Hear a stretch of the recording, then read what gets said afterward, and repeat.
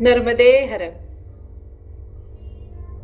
नर्मदा परिक्रमा एक विलक्षण अनुभूति के 47वें भाग में, 47वें पर्व में, 47वें खंड में मैं डॉक्टर सुरुचि अग्निहोत्री नाइक आप सभी का स्वागत करती हूं। पिछले पर्व में हम तिलकवाड़ा के बारे में बात कर रहे थे। मैंने कहा था कि कुछ मुझे खींच रहा था। हम माताजी के किनारे से पैदल पैदल चल रहे थे और मुझे ऐसा लग रहा था कि कोई चीज मुझे खींच रही है। पता नहीं क्या, मेरे कदम तेज तेज बढ़ रहे थे। ऐसी क्या चीज होगी जो मुझे खींच रही होगी। हम जब वहां पहुंचने वाले थे, हमें रास्ता दिखाने और हमारा सामान लेने वहां के कार्यकर्ते शर्मा जी स्कूटी से हमारे पास आए और हमारा सामान वो लेके गए, क्योंकि अंधेरा होने को था, शाम हो रही थी। और पीछे पीछे फिर हम पैदल पैदल हम तिलकवाड़ा में गए।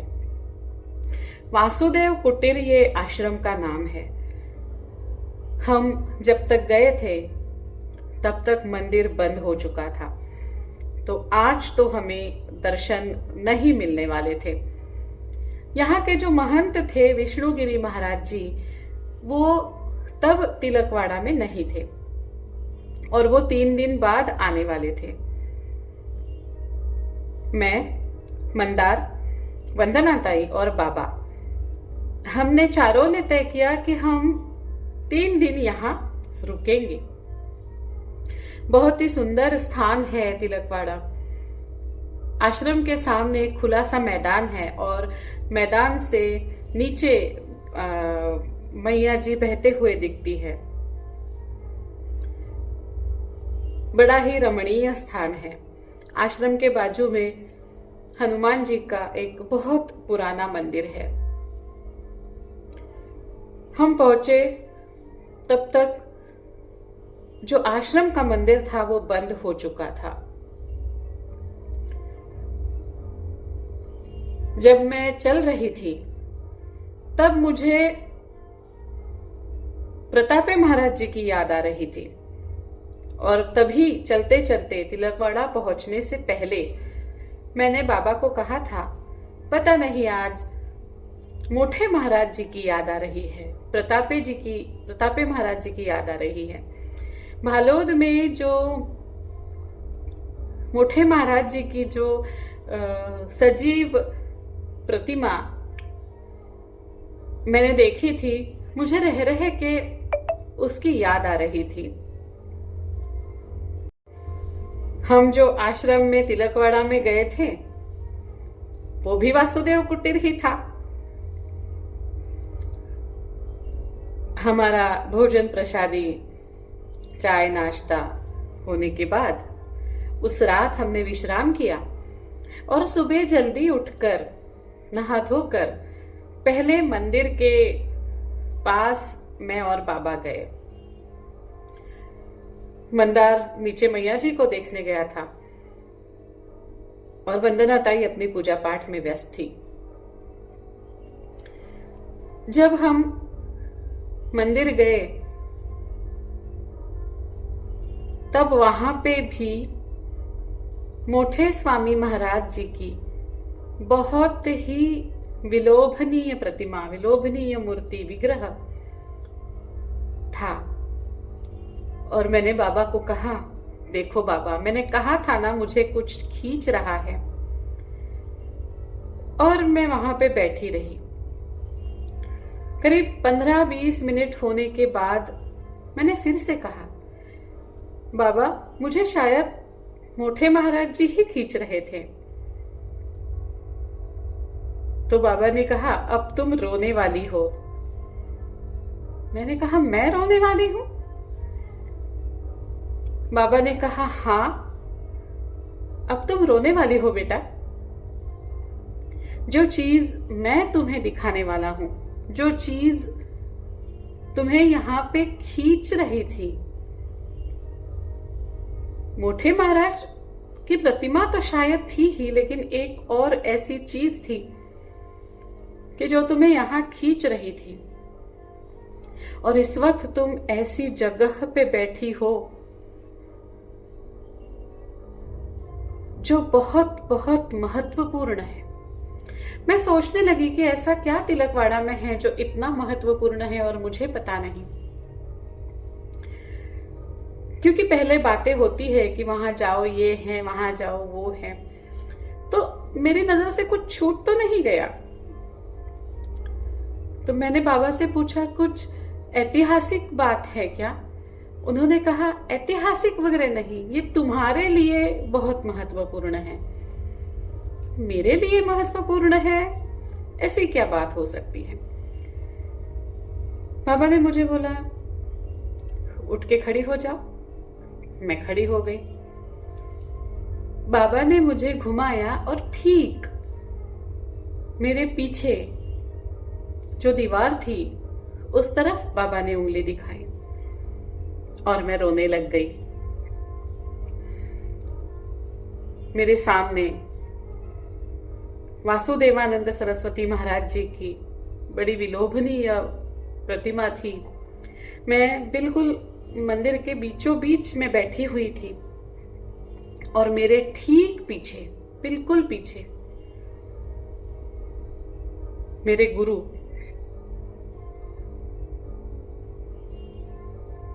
मेरे नाना, उनकी तस्वीर लगी हुई थी। और बाबा ने कहा था, ये जगह कितनी महत्वपूर्ण है तुम्हारे लिए। सामने मेरे गुरु के गुरु है और पीछे मेरे सतगुरु है। ऐसी अनोखी जगह दोनों के ठीक बीच में मैं बैठी हुई थी।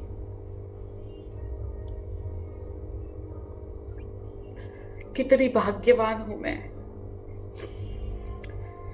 किस तरह से मुझे मेरे महाराज जी, मेरे मोठे महाराज जी मेरा ख्याल रख रहे थे, मेरी रक्षा कर रहे थे। आगे मोठे महाराज थे और पीछे मेरे नाना थे। क्या कहूं?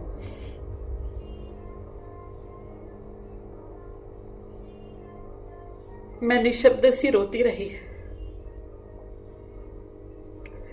बहुत देर तक वहां बैठी रही और मैं रोती रही। थोड़ी देर बाद बाबा उठा। बाजू में जो हनुमान मंदिर था, बाबा वहां जाके दर्शन करके वापस आया और बाबा ने मुझे कहा, चलो उठो, मैया जी का भी दर्शन करना है और बाजू में जो हनुमान जी का मंदिर है वहां पे भी तो जाना है। मैं थोड़ी शांत हो गई, थोड़ी संभल गई और बाजू में जो हनुमान मंदिर था मैं वहां गई। वहां भी बहुत ही प्रसन्न सा वातावरण था और धूप जल रही थी। हमने हनुमान चालीसा कहा, हमने वडवानल स्तोत्र बोला, हमने राम रक्षा बोली। बहुत ही आनंदमय वातावरण था। बाबा हनुमान जी को बहुत मानते हैं, तो बाबा को भी बहुत अच्छा लग रहा था। बाबा ने कहा, देखो तुम्हारे गुरु नाना और मैं तो हनुमान जी को ही सब कुछ मानता हूं, तो हम दोनों को तिलकवाड़ा में हमारी आराध्य देवता मिली है। और बाबा वहां कुछ देर तक बैठे रहे। तब वहां के जो पुजारी थे वो वहां आए और क्योंकि बाबा कुछ अपना जाप कर रहे थे, इसलिए मैं और पुजारी जी बाहर की तरफ आके बात करने लगे। तब पुजारी जी ने मुझे एक बात बताई और जब बाबा का जाप पूरा हुआ तो मैंने बाबा को कहा, बाबा अब तुम रोने वाले हो। बाबा ने कहा ऐसे क्यों कह रही हो, क्योंकि तुम रोई थी इसलिए? मैंने कहा नहीं, इसलिए नहीं, क्योंकि अब वाकई में रोने की बारी तुम्हारी है। उसके पहले एक बात हुई, मैंने और बाबा ने अचानक से ही एक बात बोली कि क्या यहाँ दासबोध पढ़ा जाए। रामदास स्वामी जी ने जो दासबोध लिखा हुआ है वो पढ़ने का उस मारुति मंदिर में बैठ के हमें मन कर रहा था। तो बाबा जो है रामदास स्वामी को बहुत मानते हैं। हनुमान जी और रामदास स्वामी मानो एक ही हैं। इस तरीके से रामदास स्वामी के भक्त बाबा है, हनुमान जी के तो है ही। और आपको पता है ऐसा मुझे क्या मिल गया था कि मैंने कहा था कि बाबा अब तुम रोओगे।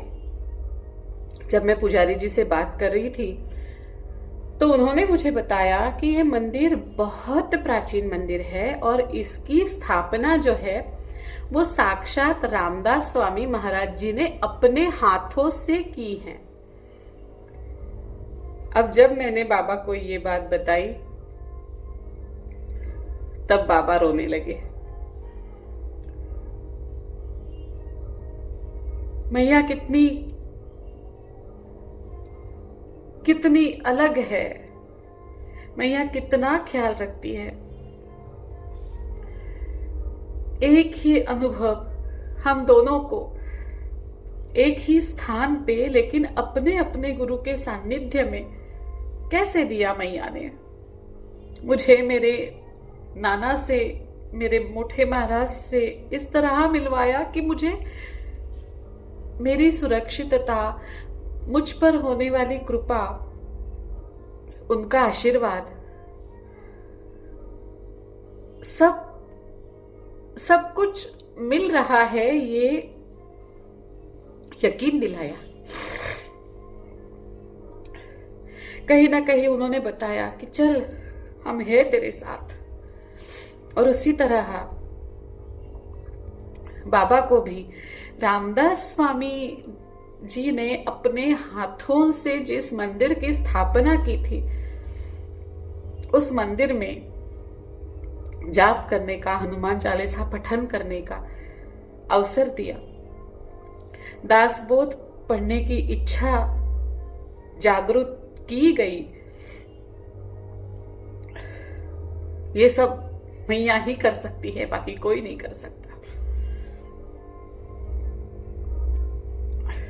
उस दिन तो अभी नर्मदा मैया के दर्शन करने बाकी थे। हम दोनों ही मैया के पास गए और खूब रोए। माँ को धन्यवाद नहीं दिया जाता, माँ को सिर्फ लिपट के रोया जाता है। हमने भी वही किया। उस दिन काफी देर हो गई थी। अगर हम दासबोध पढ़ने बैठते भी तो शायद ज्यादा समय हो जाता, इसलिए हमने तय किया कि हम तो यहाँ 3 दिन रुकने वाले हैं तो हम कल दासबोध पढ़ेंगे। फिर दूसरे दिन मैंने वहां पे मेरे नाना महाराज जी इनकी मार्तंड महिमा पोथी का पारायण भी किया। और तीसरे दिन हम दोनों ने ही किया, और तीसरे दिन हमने वहां पे दासबोध का भी पूरा पारायण किया। इस तरह से हमारा आध्यात्मिक या गुरु के पास जाना तिलकवाड़ा में इस तरह से साकार हुआ, मैं कहूंगी। और इधर परिक्रमावासी आते रहे, उनकी सेवा करने का अवसर मिला। कई पैदल परिक्रमावासी आते तो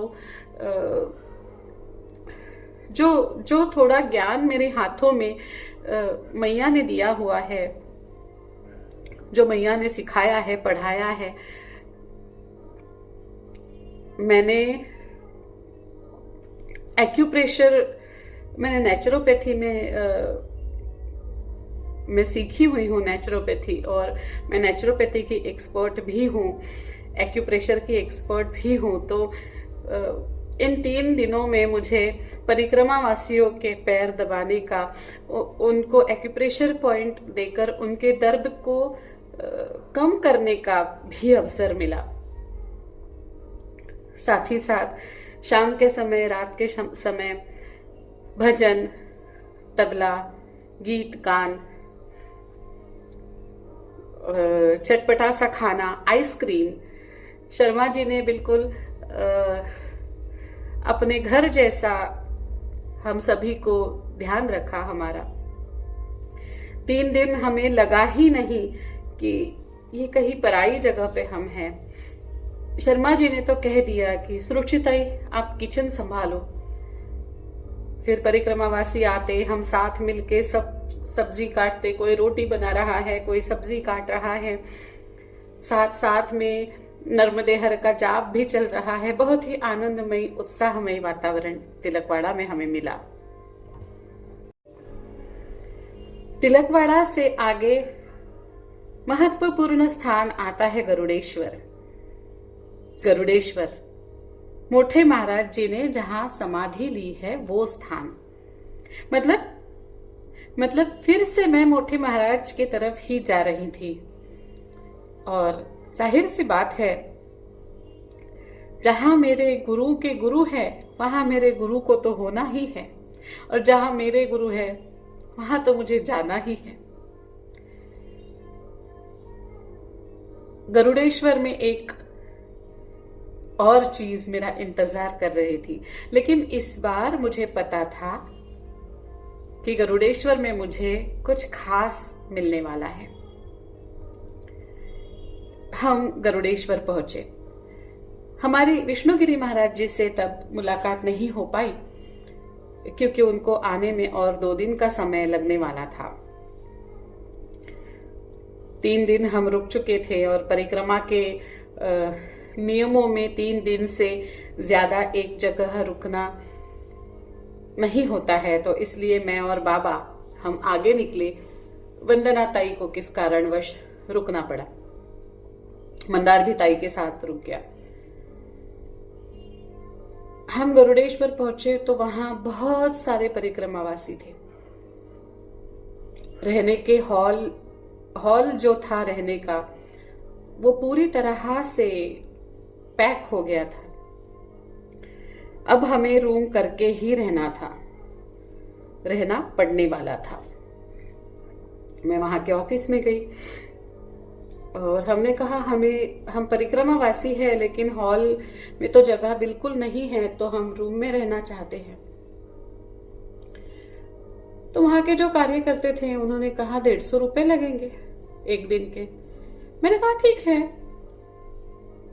और उन्होंने कहा बैठो, ये फॉर्म भर के दो, आपका आधार कार्ड दो, तब तक मैं देखता हूं आपको कौन सी रूम देनी है। मैंने 150 रुपए निकाले, टेबल पे रख दिए और मैं फॉर्म भरने लगी। मैंने फॉर्म भी भरा, और फॉर्म भरते भरते मुझे उसी ऑफिस में नाना की तस्वीर दिखी। जब भी कभी मुझे नाना की फोटो या नाना की तस्वीर दिखती है ना, तब मैं भावुक हो जाती हूँ। पता नहीं क्यों। ये वीडियो में शायद बहुत ज्यादा रो रही हूं ना, लेकिन जो भी है, मुझे नहीं पता ऐसे क्यों होता है, लेकिन जब जहां जहां मुझे मेरे नाना दिखते हैं तो मेरे आंखों से आंसू छलक ही उठते हैं। तो वैसे ही हुआ, मुझे तिलकवाड़ा की सारी बातें याद आई और यहाँ पे भी मेरी आंखों से आंसू बहने लगे। मैं लेकिन ऑफिस में बैठी थी तो मैंने आंसू पोंछे और मैंने नाना को प्रणाम किया और फिर से मैं अपना फॉर्म भरने लगी। जब मैंने फॉर्म भर के हो गया मेरा पूरा, और जब चाबी उन्होंने दी और मैंने चाबी ले ली और मैंने कहा ये पैसे ले लीजिए, तो उन्होंने कहा पैसे नहीं चाहिए। मैंने कहा आपने तो बोला था ना 150 रुपए आपको चाहिए, मतलब रूम का किराया है। तो बोले नाना के शिष्यों के लिए नहीं है, उन्होंने मुझसे पैसे नहीं लिए। अब मुझे ऐसी अनुभव का इंतजार था जो मैं आपको इस भाग में नहीं बताने वाली हूँ, लेकिन बताऊंगी ज़रूर। नमस्कार, मैं डॉक्टर सुरुचि अग्निहोत्री नाइक, तज्ञ हेल्थ केयर में आप सभी का स्वागत करती हूँ। ठंड बढ़ चुकी है, सर्दी खांसी का मौसम आ चुका है, लेकिन इसके साथ साथ एक न्यूज़ बता रही है कि JN1 जो कोविड का वेरिएंट है उसका आउटब्रेक भी इंडिया में हो चुका है। आप साथ में जो फ़ोटो लगी है वो देख सकते हो। इसके लिए हमें क्या करना है, हमें पैनिक होने की अभी बिल्कुल ज़रूरत नहीं है, लेकिन हमें करना है ये कि हमारी इम्यूनिटी का, हमारी हेल्थ का हमें ख्याल रखना है। और इसमें तज्ञ हेल्थ केयर आपके साथ है। तज्ञ हेल्थ केयर आपके साथ कैसे है? तज्ञ हेल्थ केयर के पास इम्यूनिटी बूस्टर्स यानी कि कई सारे मिनरल का एक ऐसा कॉम्बिनेशन जो इम्यूनिटी बढ़ाने में, थकान कम करने में मदद करता है। तो आप ज़रूर संपर्क कीजिएगा, पहले से इम्यूनो बूस्टर्स लेकर के अपनी इम्यूनिटी स्ट्रॉन्ग बनाइएगा। आपको किसे संपर्क करना है? तज्ञ हेल्थ केयर। मैं डॉक्टर सुरुचि अग्निहोत्री नाइक और मेरा नंबर है 9823653511। धन्यवाद। वैसे तो परिक्रमा में एक जगह 3 दिन से ज़्यादा नहीं रुकते हैं, लेकिन गरुड़ेश्वर की बात कुछ और थी। चाहे जितने भी दिन लग जाए, मैं गरुड़ेश्वर में रुकने वाली थी, क्योंकि यहाँ मुझे मिलने कोई आने वाला था।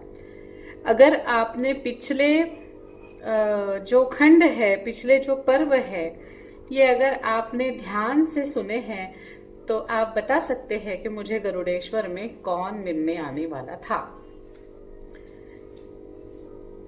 गरुड़ेश्वर में एक बहुत बड़ी जिम्मेदारी मुझे मिली। मैंने शायद पिछले पर्वों में बताया है ये भी, लेकिन ये अनुभूतियां ऐसी है, ये अनुभव ऐसे है कि चाहे मैं जितने भी बार बताऊं, मुझे ऐसा लगता है कि मैं इन्हें बार बार जी रही हूं। तो फिर अगर मैंने बताया है तो एक बार फिर बताऊंगी, और अगर मैंने नहीं बताया है तो बताऊंगी ही।